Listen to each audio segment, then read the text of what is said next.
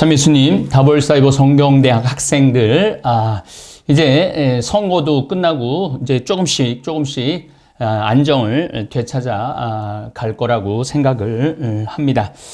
우리는 예수당이니까 너무 혹시 여러분들이 지지한 후보가 안 됐더라도 너무 실망하지 말고 분노하지 말고 또 다음 또 선거가 있고 그게 민주주의입니다.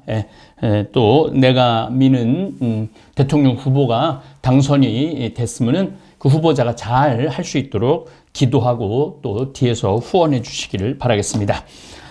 우리는 28강째입니다. 참된 신앙인 요거 원래 한 번에 하려고 했는데 너무 길어갖고 요걸 따로 띄어서 또 중요한 내용이 너무 많이 들어있어요. 여기 안에 불의하게 얻은 것으로 제사 드리면 부정한 재물이 되고, 그러니까 불의하게 얻은 돈으로 제사를 지내지 말라는 거예요. 정정당당하게 벌은 돈으로 제사를 지내라는 거죠. 무도한 자들의 봉헌물은 받아들여지지 않는다. 제가 요즘 읽고 있는 빠칭코라는 소설의 노아라는 그 청년이 아버지가 야쿠자라는 걸 알고 와세대학을 포기하죠. 더러운 돈으로 공부하기 싫다고. 지극히 높으신 분께서는 불경한 자들의 재물을 기꺼워하지 않으시고, 불경한 자들의 재물을 기꺼워하지 않는다는 거죠. 예수님께서 과부의 헌금 한 입을 보고 전 재산을 내놓은 거라고 그러고, 부자들이 내놓은 거는 중요하지 않다는 거하고 똑같은 얘기입니다. 재산을 많이 바치더라도 죄를 용서해 주지 않으신다. 아무리 성당에 와서 세상에서 죄 짓고 성당에서 빌어봐야 용서해 주지 않는다는 거죠.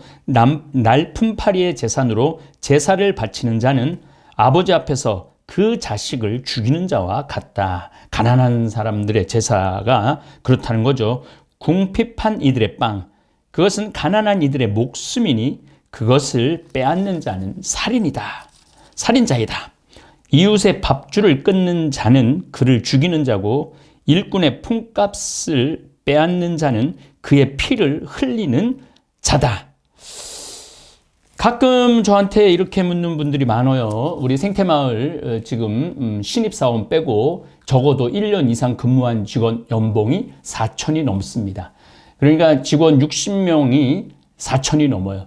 또 우리 직원들 가운데는 아마 고등학교 졸업하자마자 온 친구들도 있어요. 근데 그런 친구들은 연봉이 5천 정도 됩니다. 고등학교 졸업하자마자. 그것도 남자도 아니고 여자 직원인데 연봉이 5천이 넘어요. 신부님 왜 이렇게 월급을 많이 주고 여러 가지 복지를 많이 해주느냐. 성서에 나와 있잖아요. 이웃의 밥줄을 끊는 자는 그를 죽이는 자고, 이웃의 품값을 빼앗는 자는 그의 피를 흘리는 자예요. 그러니까 우리 젊은 친구들이 이 산골에 와갖고 그 땀을 흘리고, 여름에 얼마나 더워요. 그 가마솥에 불 떼고 그러고, 또 겨울 때 얼마나 추워요. 그 땀을 다 흘리면서 일을 하는데 그걸 빼앗아서는 안 되죠. 정당한 값을 치러주는 것이 율법스러운 거고 정의로운 거고 복음적이죠. 한 사람은 짓고 또 한 사람은 허무니 고생만 할 뿐 무슨 소용이 있느냐. 한 사람은 기도하고 또 한 사람은 저주하니 주님께서 누구의 목소리를 들으시겠느냐. 시체를 만지고 나서 손을 씻은 뒤 다시 만진다면 씻는 일이 무슨 소용이 있느냐. 죄를 짓고 빌라도가 자기 손 씻고 죄 없다고, 그거 똑같은 거죠. 무슨 그게 죄가 없어요. 예수님을 죽인 손이죠. 이처럼 어떤 사람이 자기 죄 때문에 단식을 하고 나가서 같은 죄를 짓는다면 누가 그의 기도를 들어주겠느냐.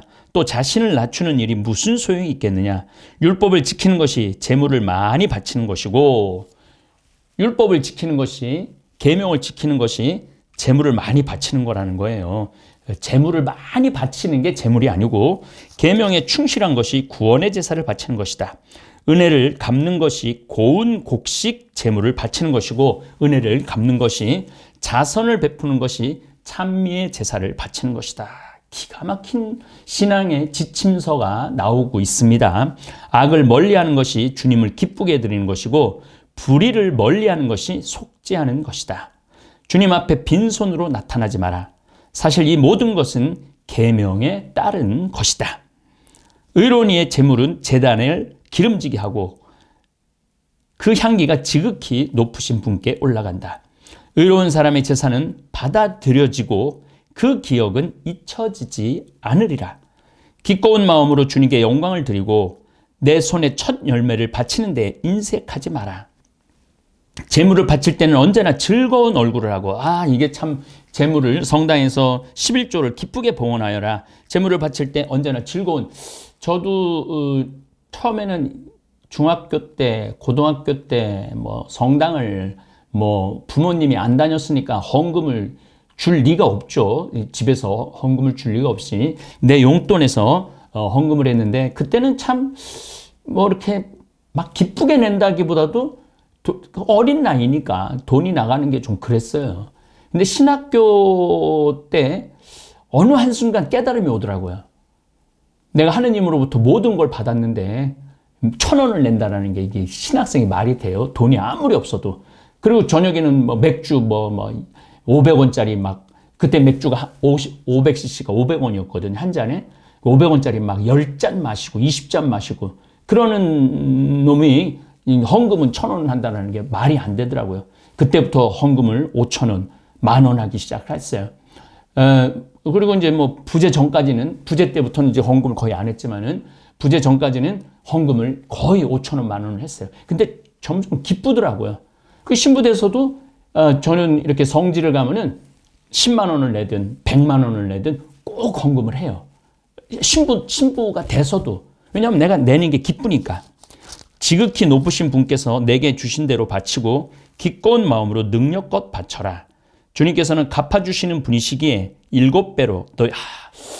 그래서 내가 이렇게 헌금을 많이 기쁘게 본당 성탄 축일에도 구유에도 저는 30만 원씩 봉헌하고 본당 신부면서도 부활 때도 봉헌하고 많이 봉헌을 해서, 그래서 지금 내가 이렇게 하느님한테 돈복을 그냥 벼락을 맞고 있죠. 돈벼락을 제가 맞고 있어요. 7배로 너에게 갚아주시리라. 그분에게 뇌물을 바치지 마라. 받아주지 않으신다. 불의한 제사에 기대를 갖지 마라. 주님께서는 심판자이시고 차별 대우를 하지 않으신다. 그분께서는 가난한 사람을 차별하지 않으시고 부당한 대우를 받는 사람의 기도를 들어주시리라. 그분께서는 고아의 간청을 무시하지 않으시고 과부가 쏟아놓는 하소연을 들어주신다. 과부가 쏟아놓는, 중동 지방에서 과부라는 것은 이건 그냥 들판에 버려진 어떤 애기와 같은 꼴이 되는 거예요. 아주 그 과부는 서름은 다 받고 사는 게 바로 과부였습니다. 과부의 눈물이 그 뺨을 흘러내리고 눈물을 흘리게 한 자를 거슬러 그가 부르짖지 않겠느냐. 뜻에 맞게 예배를 드리는 이는 받아들여지고 그의 기도는 구름에까지 올라가리라. 겸손한 이의 기도는 구름을 거쳐서 그분께 도달하기까지 위로를 마다한다. 그는 지극히 높으신 분께서 살펴주실 때까지 그만두지 않으니 그분께서는 의로운 자들의 송사를 듣고 판결해 주신다. 주님께서는 머뭇거리시거나 악인들을 참아주지 않으신다. 무자비한 자들의 허리를 부러뜨리시고 이방인들에게 원수를 갚으실 때까지 방자한 자들의 무리를 땅에서 뽑아버리시고 불의한 자들의 왕홀을 부러뜨리실 때, 홀이라는 건 여러분들 이렇게 부채 같은 거예요. 그걸 홀이라고 그래. 왕의 홀을 부러뜨리실 때까지 사람에게 그 행실대로 갚으시고 사람들의 소행을 그들의 속셈에 따라 갚으실 때까지 당신 백성의 송사를 판결해 주시고 당신의 자비로 그들을 기쁘게 하실 때까지 그렇게 하신다. 그분의 자비는 시련의 시기에 가뭄의 비구름처럼 반가우리라. 자, 그러니까 하느님의 자비가 참 우리를 풍요롭게 했죠. 이스라엘의 구원과 회복을 위한 기도. 만물의 주 하느님, 저희에게 자비를 베푸시고 모든 민족들 위해 당신에 대한 두려움을 펼치소서. 이 민족들을 거슬러 당신의 손을 들어 올리시고 그들이 당신의 권능을 보게 하소서. 자, 이스라엘은 굉장히 자그만 민족이었어요. 위로는 페르시아, 또 아래는 이집트, 이 시대는 그리스. 그러니까 굉장히, 그래서 디아스포라라고 뿔뿔이 흩어져서 살던 시기예요. 뿔뿔이 흩어져서 살던 시기인데, 그러니까 그런 서름이 있는데 우리가 믿는 신만은 온 세상의 모든 이방 우상신보다도 위대하다. 우리는 이 야훼 하느님만이 우리를 지켜주고 우리는 유일하게 선택된 민족이다. 이 위로가 없다면, 이 신앙이 없다면 이스라엘은, 유대인은 없었을 거예요. 그들 앞에서 저희를 통하여 당신의 거룩함을 드러내셨듯이 저희 앞에서 그들을 통하여 당신의 위대함을 드러내소서. 우리는 너무나 나약한 존재입니다. 그러니까 당신 야훼 하느님, 온 우주를 창조하신, 해와 달을 창조하신, 하늘을 창조하신, 빛을 창조하신 야훼 하느님께서 당신의 위대함을 우리를 통해서 드러내 달라는 거예요. 주님, 당신 말고는 어떤 신도 없다는 사실을 저희가 아는 것처럼 그들도 알게 해주소서. 새로운 표징을 보여주시고 다른 기적을 일으켜 주소서. 당신 오른손과 오른팔에 영광을 드러내 보이소서. 진노를 일으키시고 분노를 쏟아 부으시어 적을 쳐부수시고 원수를 없애소서. 주위에 있는 사람이 다 원수인 거죠. 그 강대국 사람들이. 시간을 재촉하시고 정해진 때를 기억하소서. 사람들이 당신의 위대하신 업적을 헤아리게 하소서. 분노의 불꽃이 살아남은 자마저 사르고 당신의 백성을 학대하는 자들이 멸망하게 하소서. 우리 말고는 아무도 없다고 말하는 적의 통치자들의 머리를 부수어뜨리소서. 대단한 얘기를 해줘. 머리를 부숴달라고 그러는 거예요. 너무너무 서럽게 살았던 거죠. 힘이 약한 민족이었기 때문에. 예루살렘, 야곱의 모든 지파들을 모아들이시고 처음처럼 그들 각자에게 상속 재산을 나누어 주소서. 주님, 당신 이름을 지닌, 요건 지금 이집트에서 쓴 글이에요. 이집트. 유대 땅에서 쓴, 집에서는 유대 땅에서 쓴 게 아니라 남의 나라 땅에 가서 쓴 거예요. 주님, 당신 이름을 지닌 백성을 불쌍히 여기시고 맏아들로 대우해 주신 이스라엘을 불쌍히 여기소서. 이스라엘 맏아들이다 이거예요. 당신의 성소가 있는 도성이요, 당신의 안식처인 예루살렘에 자비를 보이소서. 당신 위협에 대한 찬미로 시온을 채우시고 당신 영광으로 당신의 성전을 채우소서. 이스라엘, 예루살렘이 왜 중요하냐면 아브라함이 이삭을 장작더미 위에 놓고 죽이려고 그랬던 장소가 예루살렘입니다. 당신 영광으로 당신 성전을 채우소서. 당신께서 한처음 창조하신 이들을 증언해 주시고 당신의 이름으로 선포된 예언들을 성취시켜 주소서. 당신을 기다리는 사람들에게 보답을 주시고 당신 예언자들이 옳다는 것을 드러내 주소서. 주님, 당신 백성에 대한 호의로 당신 종들의 기도를 들어주소서. 이 세상 만민이 당신께서 영원하신 주 하느님이심을 깨닫게 하소서. 그래서 이스라엘의 울부짖음을 이 내용을 통해서 드러내고 있습니다. 분별력. 위장은 온갖 음식을 받아들이지만 어떤 음식은 다른 음식보다 낫다. 목구멍이 사냥으로 얻은 고기 맛을 알아내듯 지각 있는 마음은 거짓말을 알아차린다. 마음이 뒤틀린 자가 근심을 주어도 경험 많은 사람은 그 근심을 그에게 되갚는다. 분별력이 있어야 된다고 그러죠. 우리 신부들 이제 신학교 1학년, 2학년, 3학년, 4학년, 대학원 1학년, 2학년, 3학년 이렇게 올라가면서 제일 중요하게 여기는 게 분별력이에요. 얘가 분별력이 있는가 없는가에 따라서 학년을 올려줘요. 이제 신부 될 때도 가장 중요하게 여기는 것이 분별력이죠. 왜 분별력이 중요하냐면은 지도자가 될 거잖아요. 지도자, 목자가 될 거잖아요. 양떼를 골짜기로 끌고 들어가 갖고 죽이면 어떻게 해요? 그럼 안 되니까 그런 분별력 아주 중요하게 여깁니다. 아내의 선택. 여자는 어느 남자든 받아들이겠지만 여자는 남자를 선택할 권한이 없는 거죠. 어떤 여자는 다른 여자보다 낫다. 여자의 아름다움은 보는 이의 얼굴을 밝게 해준다. 이런 아름다움보다 더한 것을 남자는 바라지 않는다. 아주 적나라한 우리 본심을 드러내고 있네요. 여자의 말에 자비와 온유가 담겨 있으면 그의 남편은 어느 남자들보다 행복하다. 뜻이 맞는 협조자여, 의지할 기둥이 되는 아내를 얻는 것은 행운의 시작이다. 그러니까 이제 여복이 있어야 돼, 여복. 울타리가 없으면 재산을 빼앗기고 아내가 없으면 떠돌아다니며 한숨 지으리라. 이 성읍 저 성읍 쏘다니는 약삭빠른 강도를 누가 신뢰하겠느냐. 마찬가지로 보금자리도 없이 밤이면 아무 데서나 묵는 자를 누가 신뢰하랴. 그래서 우리 어렸을 때부터 잠은 한 자리에서 자라는 그런 얘기 참 많이 들었죠. 잠은 한 자리에서 자라고.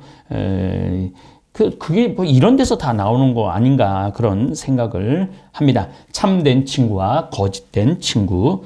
모두들 나도 내 친구다 하지만 어떤 친구는 이름만 친구일 뿐이다. 동무나 친구가 원수로 변하면 죽는 것처럼 슬프지 않겠느냐. 그렇죠. 악한 생각아, 너는 왜 생겨나서 지상을 거짓으로 뒤덮느냐.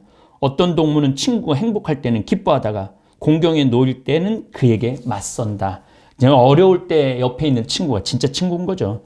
그런 어떤 동무는 먹을거리를 위하여 친구와 함께 고생하고 전쟁이 나면 그를 위해 무기를 든다. 마음으로부터 친구를 잊어버리지 말고 부유해졌을 때도 그를 잊지 말아라. 선한 조언자와 악한 조언자. 조언자들마다 제 조언을 내세우지만 그 중에는 자기 이익을 위해서 조언하는 자도 있다. 조언자를 조심하고 먼저 그의 관심사가 무엇인지 알아보아라. 옆에 여러분들 인생의 참모들을 잘 둬야 된다는 얘기예요. 그가 제 이익을 위해서 조언할 수도 있고 너를 놓고 제비를 뽑을 수도 있기 때문이다. 그는 너의 길이 좋다고 하면서 내게 무슨 일이 닥칠지 반대편에 서서 지켜보리라. 너를 의심하는 자에게 조언을 구하지 말고 너를 시기하는 자들 앞에서 내 의견을 감추어라. 여자의 경쟁자에 대하여 그 여자와 상의하지 말고, 이것도 기가 막힌 얘기죠. 전쟁에 대하여 비겁자와 상의하지 마라. 사업에 대하여 상인과 상의하지 말고 판매에 대하여 구매자와 상의하지 마라. 감사함에 대하여 인색한 자와 상의하지 말고 관대함에 대하여 무자비한 자와 상의하지 마라. 노동에 대하여 게으름뱅이와 상의하지 말고, 그렇죠. 이제 요거는 참 제가 여러 번 경험을 했어요. 인생을 살면서 또 사지로 살면서 좀 어려운 프로젝트, 힘든 거를 하려고 그러면 되게 이런 얘기를 해요. 그거 뭐하러 하려고 그러냐, 힘들게. 너 안 그래도 편안한데 그냥 가만히 있고 하지 말아라. 이런 충고를 제가 엄청 많이 받았죠. 이 생태마을 할 때도 그랬고, 비누공장 할 때도 그랬고, 빈병 모으기 할 때도 그랬고, 아프리카 떠날 때도 그랬고, 문경 받을 때도 그랬고, 미국의 샌버나딘도 예수성심 피정의 집 받을 때도 그랬고, 그냥 너 평창 생태마을에서 그냥 편안하게 살아라. 이런 이야기를 참 많이 들었어요.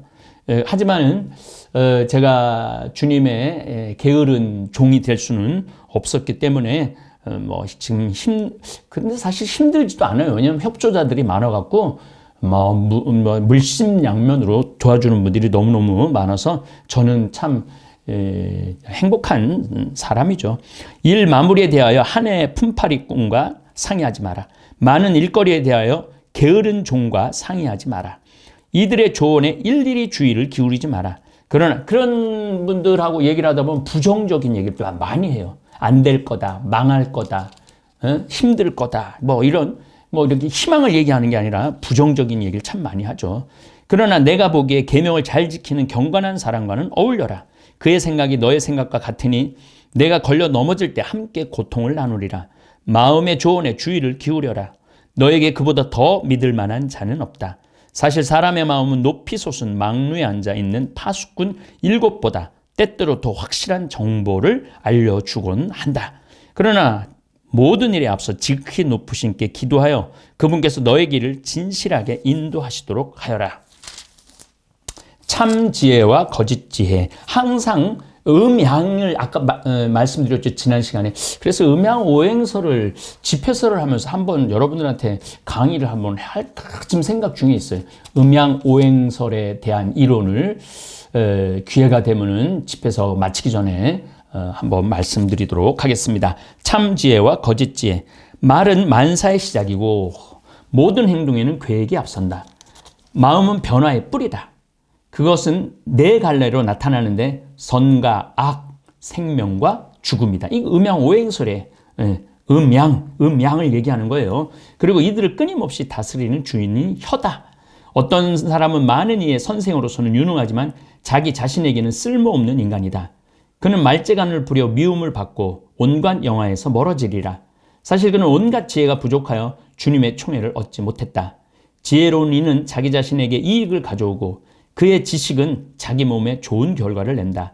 지혜로운 사람은 자기 백성을 교육시키고 그의 지식은 믿을 만한 결실을 맺는다. 지혜로운 사람은 남의 칭찬을 많이 받고 보는 이마다 그를 복되다 일컬으리라. 사람의 삶은 이미 날수가 정해져 있지만 이스라엘의 날수는 헤아릴 수 없다. 이스라엘은 그 영원히 간다는 얘기죠.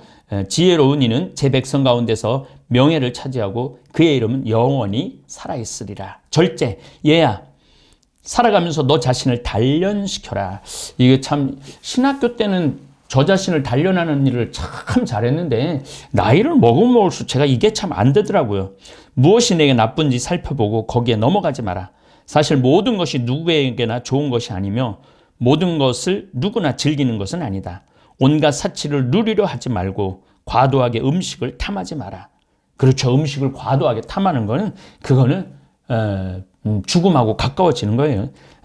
살짝 배고플 정도로만 먹으면, 저는 요즘 좀 한 끼 반을 원래 먹는데 두 끼 반을 먹고 있어요. 요즘 하도 말랐다 그래갖고 우리 다벌사이버 교우들이 한두 분이어야지 27만 명이나 되는데 걱정을 끼치면 안 될 것 같아갖고 좀 얼굴이 좀 많이 동그래졌죠. 제가 좀 조금 빛도 반짝거리고.